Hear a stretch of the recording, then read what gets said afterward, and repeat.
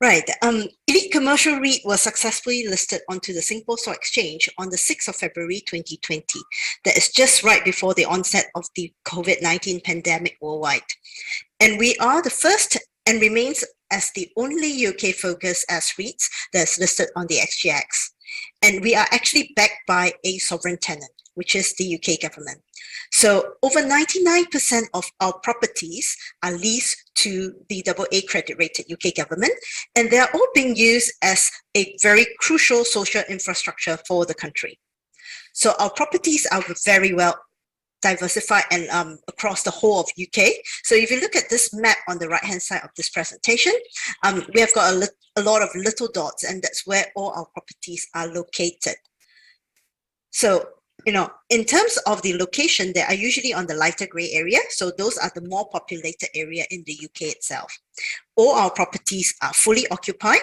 So we have 0% vacancy rate in this portfolio. When we listed our REIT last year, we listed it with 97 assets. And subsequently, we actually completed a maiden acquisition this year, and we increased our portfolio size to 155 assets. So our portfolio stands at £515.3 million today. Majority of our assets sits on freehold land, with only 5 properties that are on long leasehold. So our assets are also let on a full repairing and insuring basis. In Asia, we commonly term that as a triple net basis. And majority of them actually comes with an inflation-linked rental escalations. Next page. So this quarter, we are very pleased to report a very strong outperformance of our results. So we continue to outperform, beating the revenue and distributable income projections for the period. And our 3Q distributable income to unit holder is recorded at £7.1 million, which is 70.6% above our IPO projections, while our 3Q DPU stands at 1.48 pence per unit, which is actually 20.3% higher than the actual 3Q 2020 results, and also the IPO for projections that we have, which was at 1.23 pence. Next page. So for this quarter itself, we have actually achieved quite a number of key milestones for the REIT to enhance our financials and also to continue to build a resilient portfolio. This page just summarizes some of the key things that we have done, but I'm going to elaborate them a little bit more in the next few pages that we are going to have. So, yes. So as a newly listed REIT, we are required to show our results both against the IPO projections and also the actuals of last financial year. And in both cases, we have actually outperformed whatever we have been doing and also projecting. So our actual revenue for 3Q is £9.4 million, and this is actually 60.4% above our IPO projections. And on a cumulated 9-month basis, this is 45.4% above our projections. While our distributable income to unit holders for 3Q stands at £7.1 million, this is 70.6% higher than IPO projections, and this is 48.4% higher than a 9-month basis. And finally, the DPU that we have recorded 1.46 pence, this is 20.3% higher than the projections and 12.9% higher for our 9 months basis. So can I have the next page? Well, we also need to compare it with the actual financials that we have achieved last year in the same quarter. And similarly, if you look at the results, they all have been able to provide the same kind of increase and improvements versus what I have said earlier in accordance of the IPO projections. So this is what we see, quite similar kind of percentage of increases as well. Next. So we have actually a very healthy balance sheet. Our non-current assets today stands at £516.5 million as of the end of September. And this is approximately, in Sing dollar terms, a £956 million. So very close to 1 billion mark for our asset under management. And our NAV per unit is recorded at 63 pence. Next. On this page, we actually have a pictorial chart of our debt maturity profile. So we have actually used some of the proceeds from our maiden DRP program that we have implemented in the second half of the year to retire some of our bridging loans. And this helps to provide a stable financial position for the REIT. So our total debt at the end of September stands at £225.6 million. Our average borrowing cost remains at approximately 1.9%. And the interest coverage ratio is at 6.2 times. And we have actually hedged about 63% of our debt. Next. This is something more interesting. We have announced this sometime in August this quarter. We have managed to successfully complete the technical listing for our REIT companies onto the TISE as a UK REIT regime. So basically what happened is that Elite Commercial REIT entities joined the UK REIT regime, and this allows us to have the same kind of tax treatment as other UK listed REITs.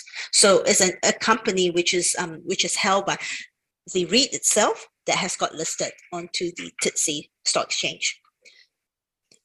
And as a UK REIT, what do we have? We are exempted from paying UK corporate taxes. And instead, what we are paying is actually a withholding tax on dividend. So on the simple terms, this means that we immediately lowered our headline tax rates from 19% to 15%. As such, we will have more income available for distribution to our unit holders. Not only that, the technical listing also allows us to eliminate the deferred tax liabilities we have in our books, and hence it also helps to increase our NAV. And since the listing is actually done by the 100% wholly owned subsidiary of the REIT, there is actually no trading of the shares of this entity on the stock exchange. Hence, that's why it's called a technical listing. Next page. So much of the immediate effects of this exercise. What is more important for us is that this particular corporate moves not only reduce immediate tax, but it also future-proofs the REITs from further tax increases, because we know that the UK government has already announced and put in legislation that the corporate tax rate is going up to 25%. So we will not be impacted by that because we no longer have to pay the corporate tax. And in future, when we actually acquire assets that are held in SPVs, any unrealized gain upon entry will be eliminated. And similarly, when we sell assets, any future tax on latent capital gain tax is also expected to be eliminated.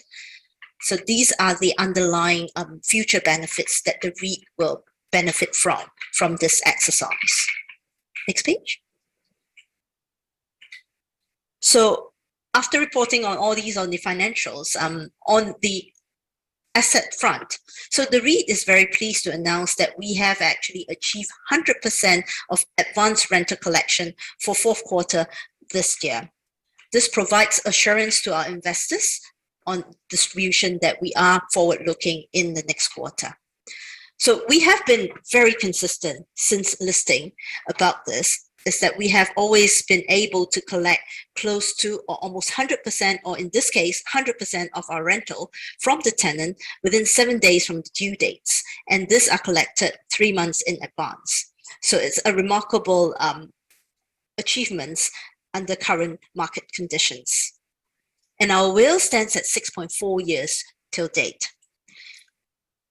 Apart from this rental collection, our asset team has also been ramping up a lot of efforts to ensure that the portfolio continues to be robust and continue to be to provide the kind of returns that we could get. So we have actually in this quarter a few of the lease events. One is that we have managed to negotiate the rental rates for Dallas Courts units, and that has increased by 7% after this review.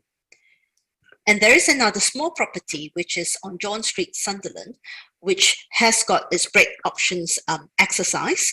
So the team is evaluating on what's we can do with this particular asset on its future use as well.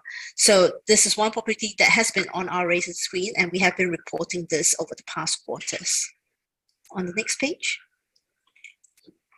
In last quarter, we actually updated the investors that we have got a property, which is in Epsom, that has received the break options from the tenant.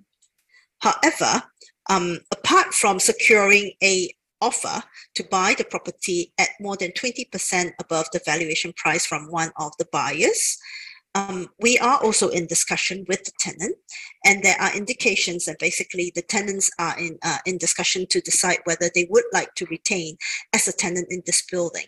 Hence, the manager is evaluating both options as of date.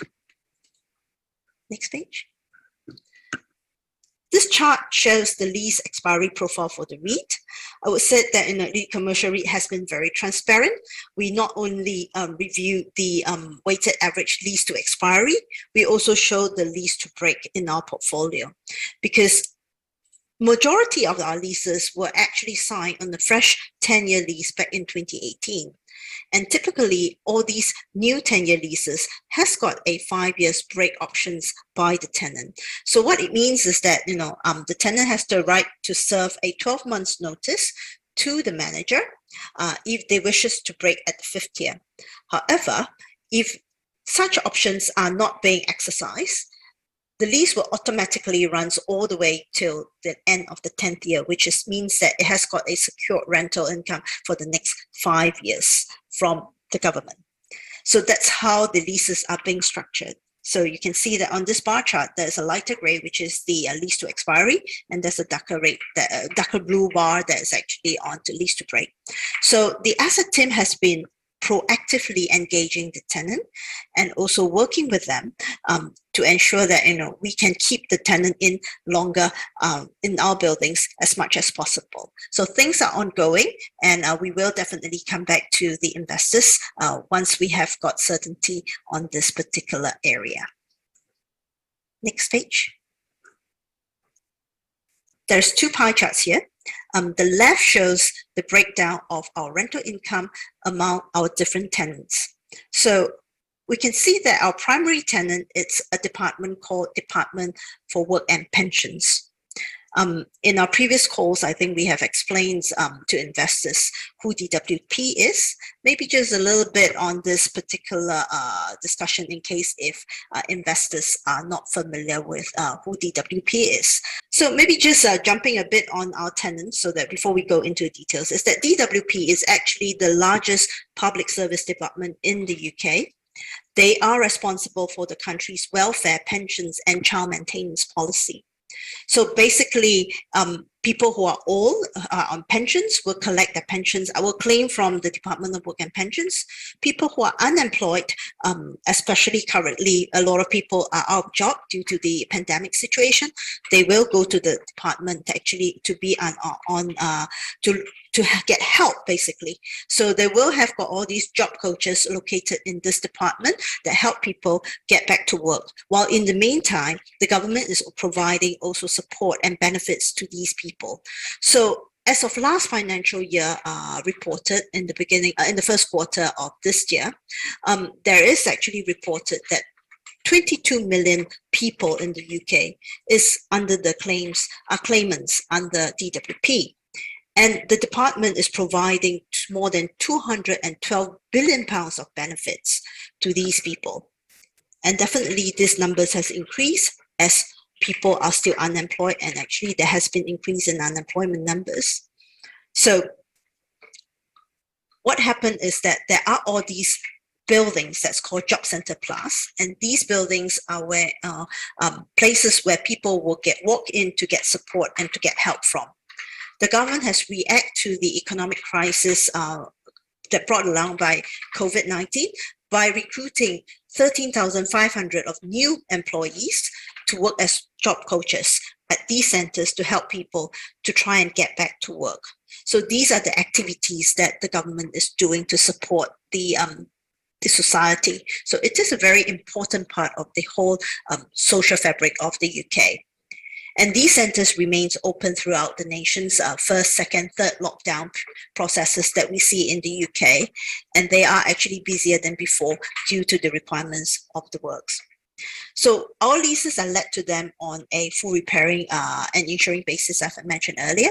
It also comes with a CPI linked index. So which means that there is, on an annual basis, accumulated rental escalations.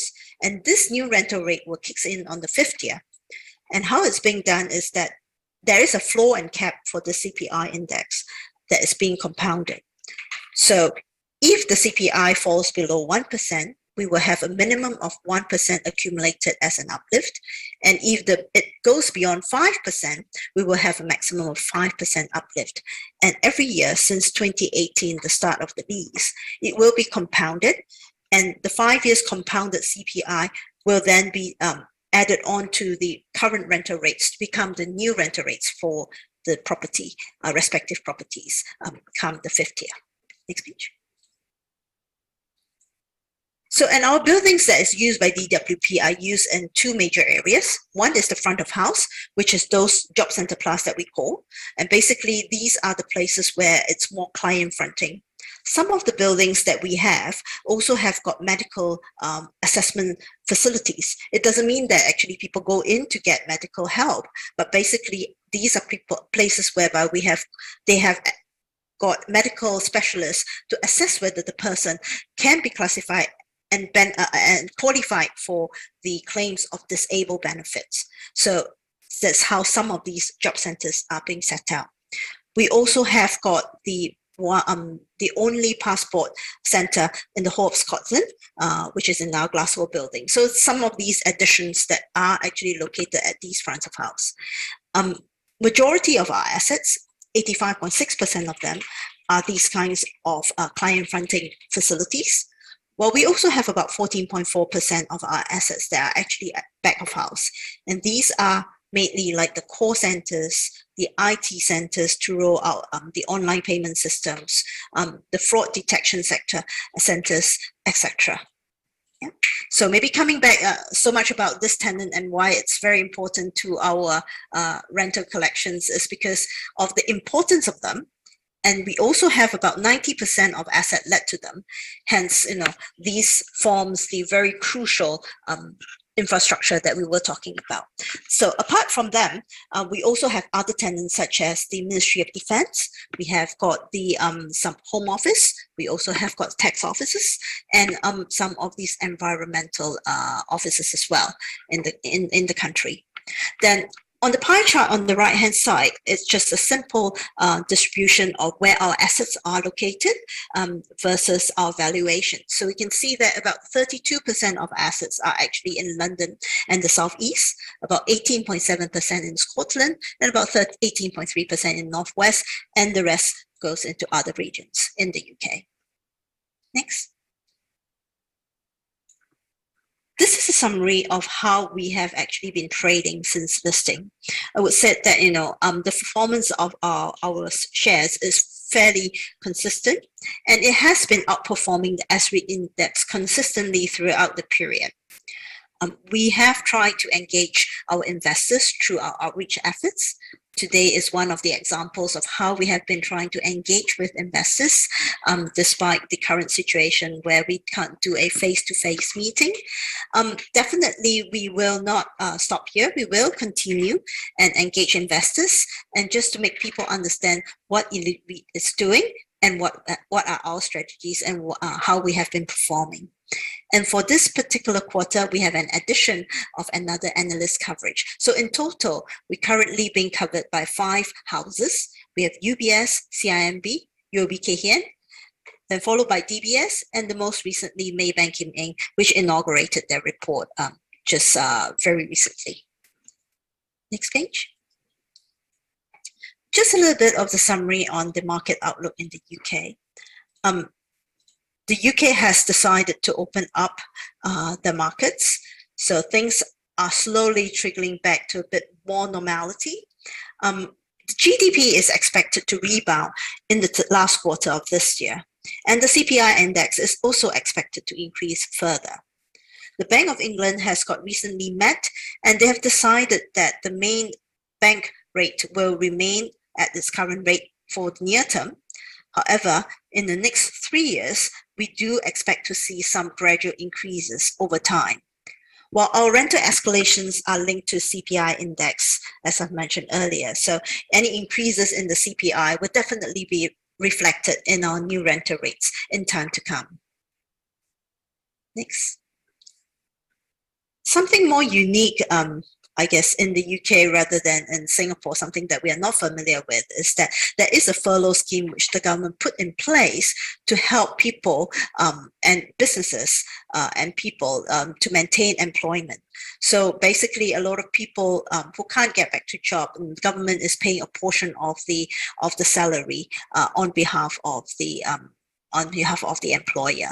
So this particular furlough scheme has come to an end at the end of 3Q 2021. As a result, we do expect that there might be some changes to unemployment figures. However, it seems that in general, the unemployment rate has been much more better than what people has been expecting. However, the new numbers will be yet to be seen because this has only been ended in about just a month's time. So we'll be able to tell how much this furlough scheme ending has impacted the unemployment very shortly when the results and the numbers are out.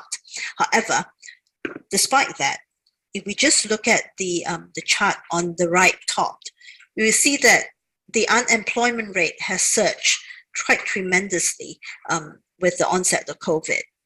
And you can also see that, just like the great financial crisis that we have previously, it takes quite a while for the whole market to go back to the previous cycle or previous lows that you see. So basically, we are still at a high unemployment rate. We do expect that it will take some time for things to recover completely. Next. On the COVID-19 updates front, UK has been pushing very hard on vaccination, and they have actually achieved close to 80% of this population being vaccinated. So that was when they have actually completed a high level of vaccination rate. It is when the government decides to reopen the market and reopen for people to get out of to work and to get back to work and also to meet people. However, we are very cognizant that winter is definitely approaching, and hence, there is expectation that the seasonal flu is coming.